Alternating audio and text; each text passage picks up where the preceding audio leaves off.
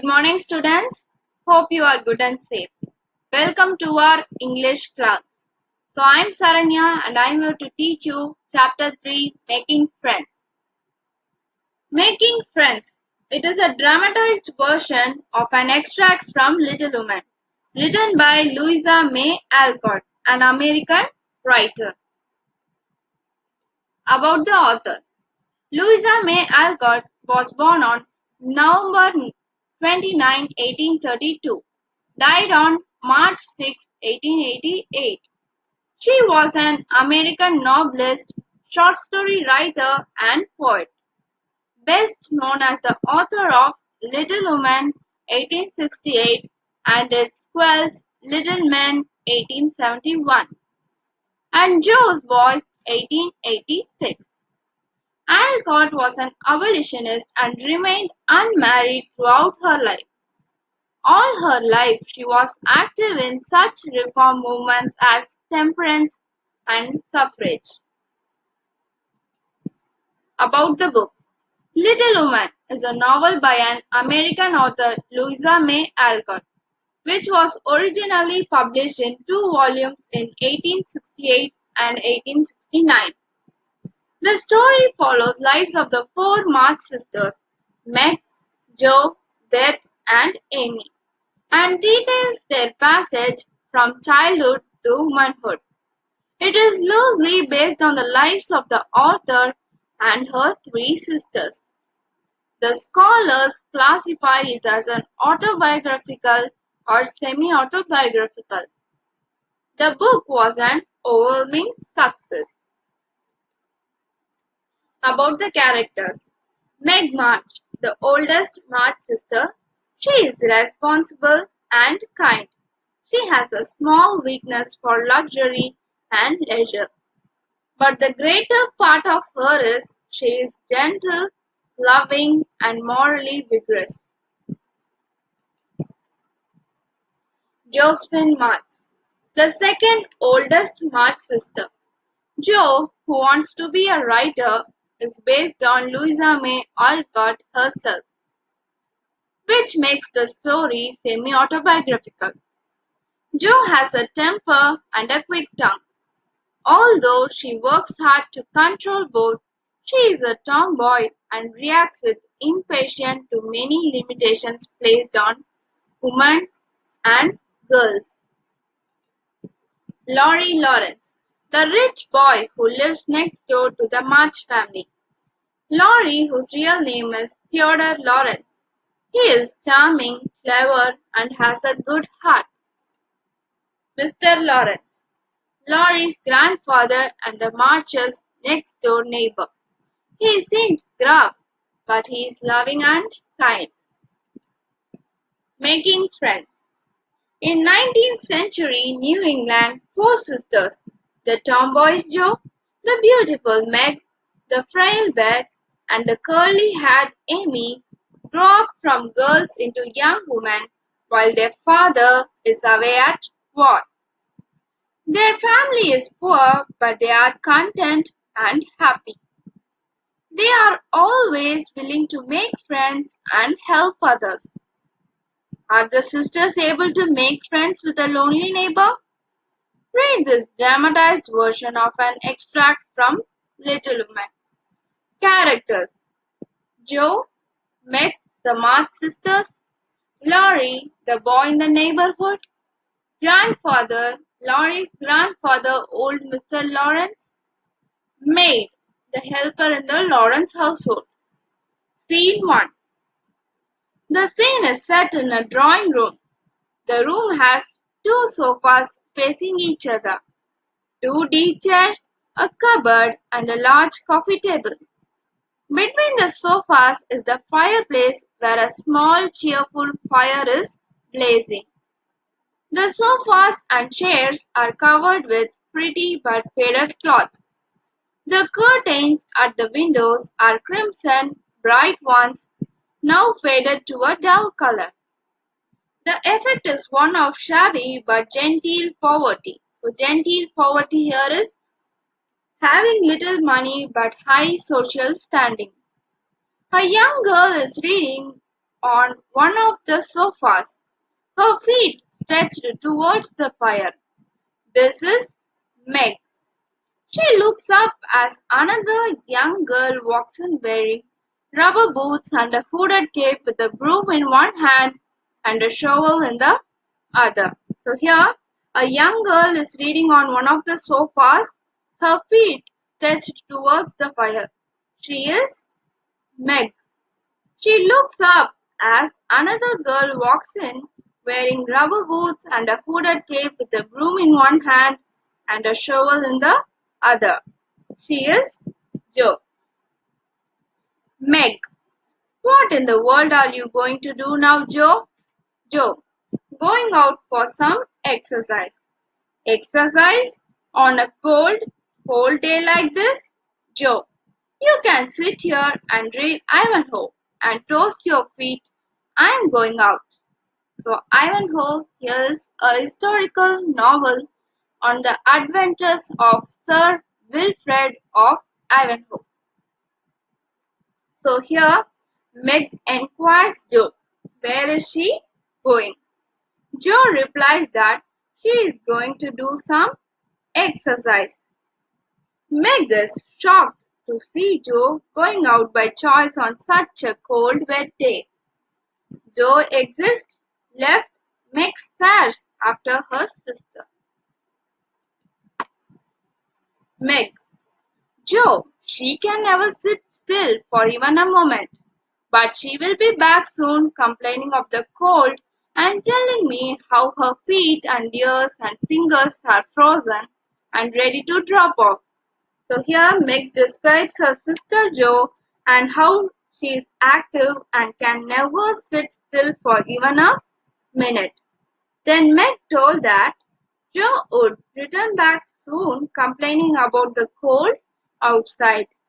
A little later, Jo enters with an excited look on her face. Jo, do you know where I'm going now? Meg looks up startled. So startled here is frightened. Meg, oh, it's you, Jo? You startled me. What's the matter? Is it too cold for you? Jo, not a bit. I have finished clearing the snow and sweeping a path around the garden.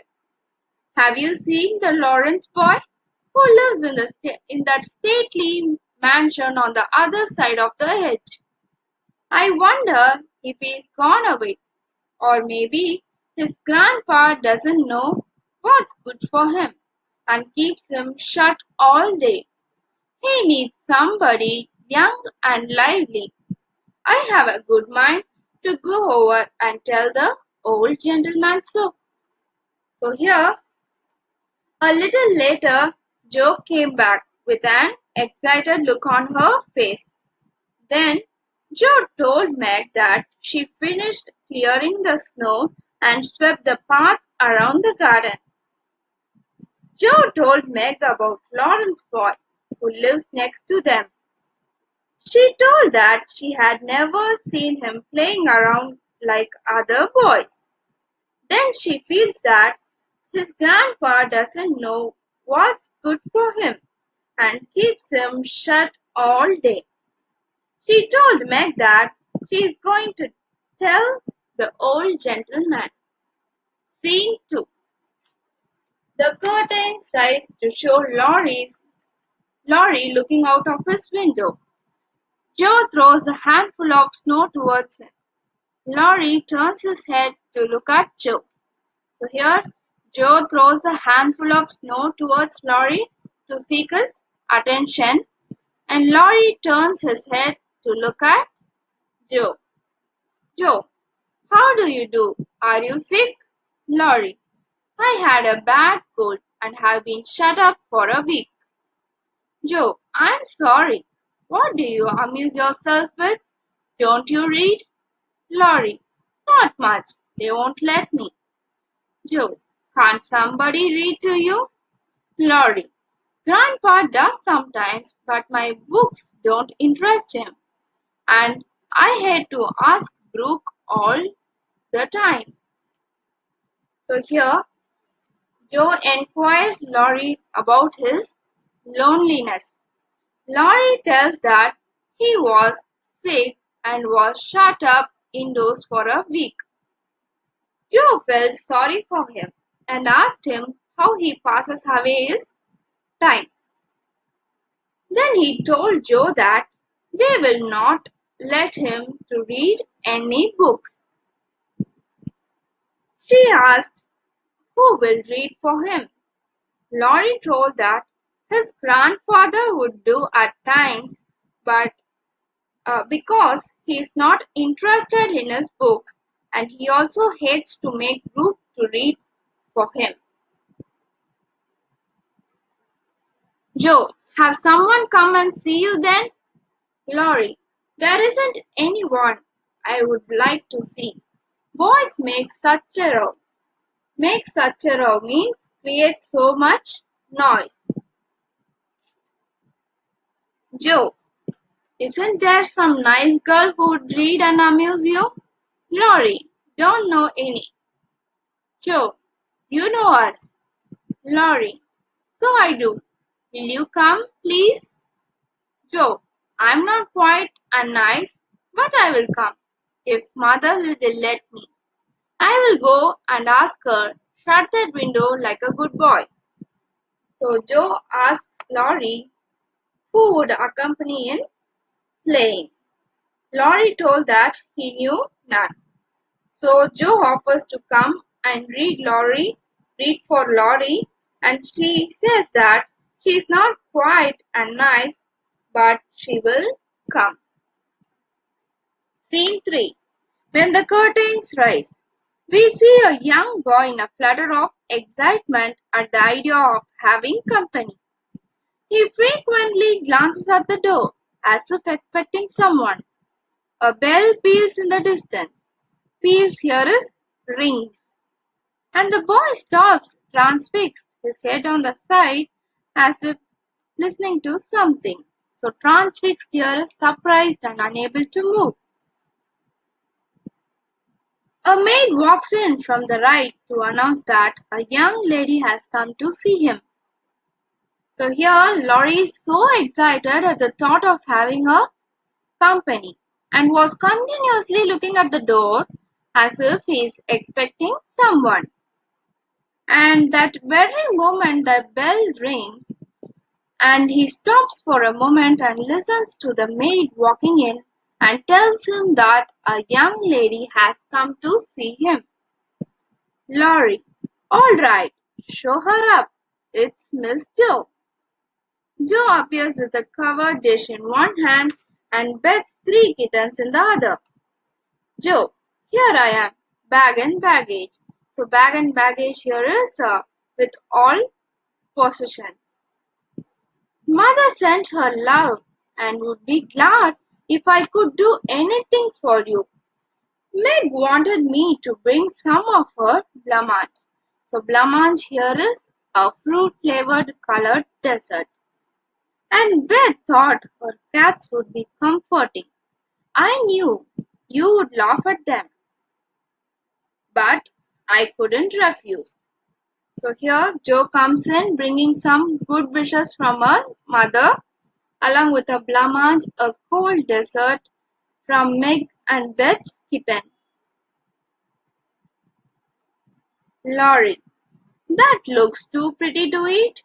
Joe, tell the girl to put it away for your tea. It's so smooth. It will slip down without hurting your sore throat. I came to amuse you. Shall I read aloud? Laurie, thank you. If you don't mind, I would rather talk. Joe, not a bit. I can talk all day.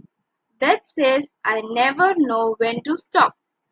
So here, as Laurie is suffering from cold, Joe asked his maid to serve this blancmange along with the tea. Then Joe offers to read for Laurie, but he prefers to talk with her. Laurie, is Beth the rosy one who stays at home a good deal and sometimes go out with a little basket? Joe, yes, she's my girl and a regular good one she is too. Laurie. The pretty one is Meg, and the curly-haired one is Amy. Joe. How did you find that out? So here, Laurie anxiously asks about Beth, who mostly stays indoors and at times comes out with a little basket. Joe says that she is a good friend and is well mannered. And Joyce surprisingly asks him that how he knows about them without visiting their place. Laurie, why, you see, I often hear you calling to one another, and I can't help looking over at your house. I beg your pardon for being so rude, but sometimes you forget to draw that curtain at the window where the flowers are. And when the lamps are lighted, it's it's like looking at a picture to see the fire. And you will all around the table with your mother. Her face is right opposite, and it looks so sweet behind the flowers. I haven't got any mother, you know. His lips twitched. So twitch here is move suddenly and involuntarily. So Laurie tells her that he often hears them calling out each other and he will observe them from the window. Joe, we will never draw that curtain anymore, and I give you leave to look as much as you like. I just wish, though instead of peeping, you would have come over and see us. Mother is so splendid. She would do you heaps of good, and we would have jolly times. Wouldn't your grandpa let you? So here Joe welcomes Larry to watch them through his window if it gives him much pleasure. She also asks him to come over and hang out with them if at all his grandfather allows. Laurie, I think he would, if your mother asked him. He is very kind and he lets me do what I like. Pretty much, only he's afraid I might be a bother to strangers. Joe, but we are not strangers, we are neighbors. And you needn't think you'd be a bother. We want to know you. And Joe and Laurie start talking about books. Laurie, come down and see our library. Grandpa is out, so you needn't be afraid. Joe, I'm not afraid of anything. So then Laurie invites Joe to look through his grandpa's library as she loves to read books. Scene 4. The curtains rise to a library scene in the Lawrence house. The room is lined with books and there are pictures and statues and distracting little cabinets full of coins and curiosities. So curiosities here is unusual, interesting things. On the wall is a portrait of a handsome, stern-faced elderly man. A maid walks in. Maid, the doctor to see you, sir. So here the scene takes place at the Lawrence Library. By that time, the maid tells Laurie that the doctor has come to see him. Laurie walks away and Joe is left standing before the portrait of the old gentleman. The door opens and someone walks in. It is the old gentleman in the painting. He is dressed in an elegant suit and seems surprised to see a young girl in the room. But before he can say anything, Joe begins speaking without turning.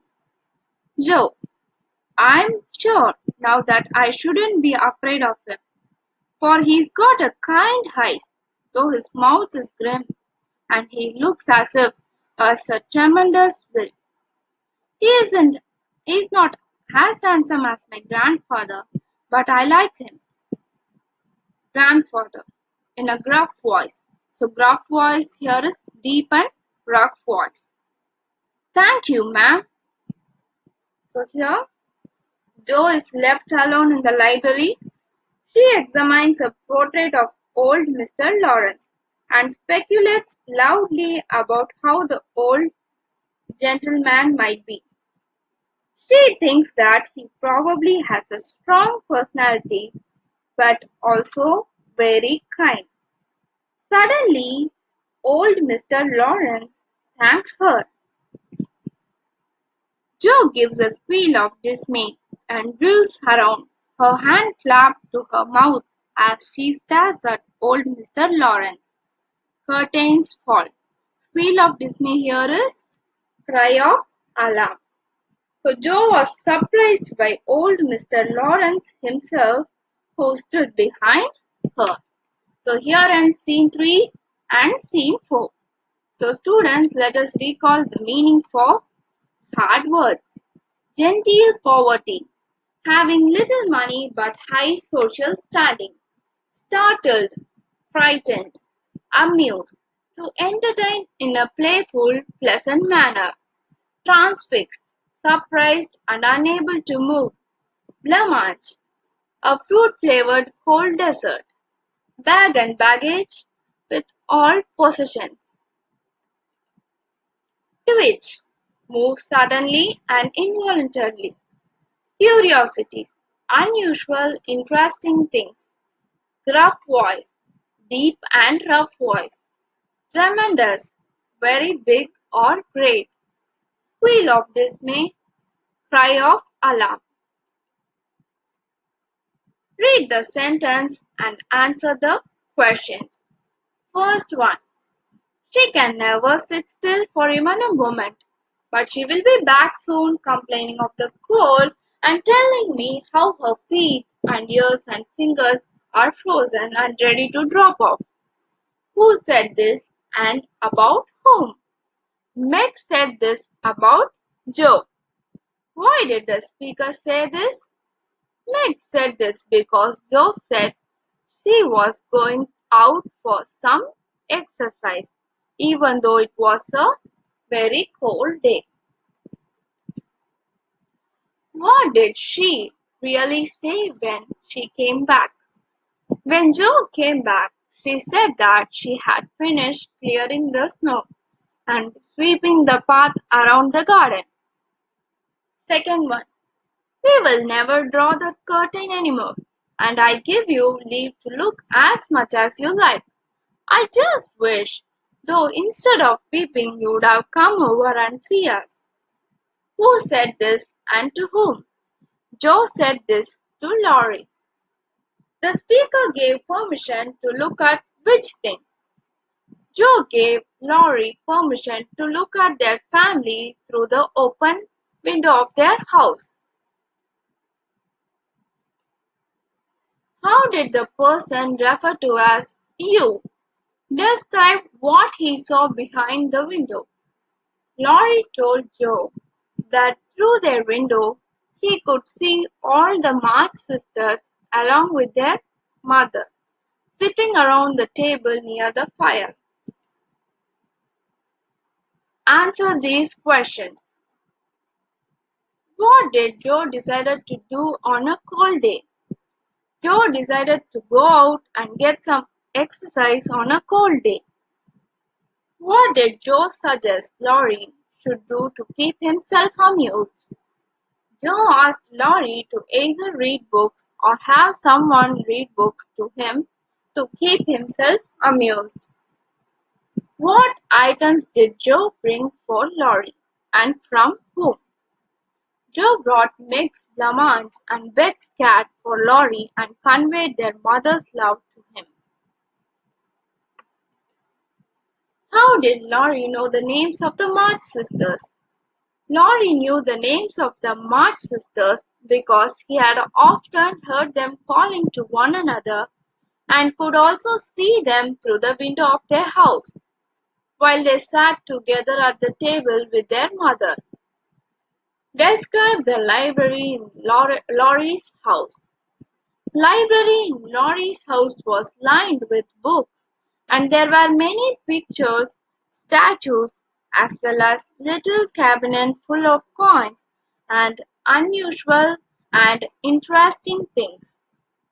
There was also a portrait of a handsome, stern-faced elderly gentleman on one of the walls of the library.